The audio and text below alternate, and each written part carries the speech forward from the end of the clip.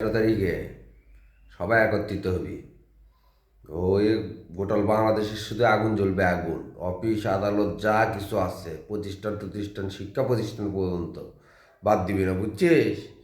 এই আগুন জ্বালে একাকার অবস্থা করে ফেল দিবি, মানুষকে যেন এই আগুনের তাপে যেন শীত না লাগে, বুঝলি?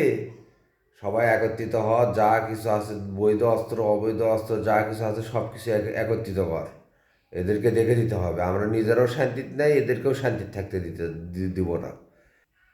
এই আনন্দটা কাক কি অর্ডার দিস? তুই তুই নিজে আছো কম্বলের মধ্যে সিপের মধ্যে শুতে থেকে, তাও হচ্ছে 3 স্তরের নিরাপত্তার মধ্যে তুই মানুষকে অর্ডার দিয়ে ছেলেবেলে রাস্তার নেমে দিয়ে একবার ঝুঁকির মধ্যে ফেলাস কিসের জন্য?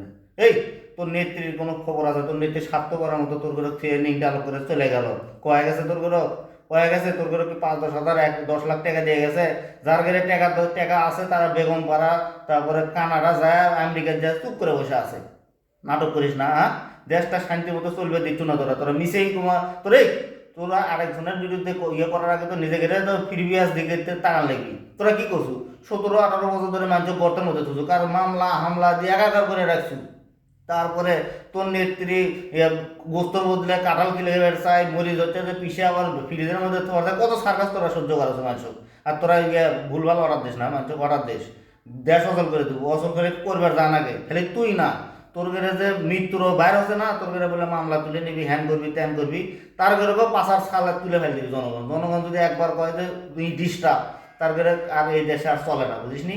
তোরা 16 বছর 17 বছর মানুষের কষ্ট দিছু, নিজেরাও কিছুদিন কষ্টের মধ্যে থাক, চিপের মধ্যে থাক, বেশি নাটক করিস নে। সুতাক খারাপ না, সুতাক কমল বসত সত। ওরে বাবা, তাহলে আবার হেরে গেলাম রে, ঢুকে গেলাম কম্বলের মধ্যে।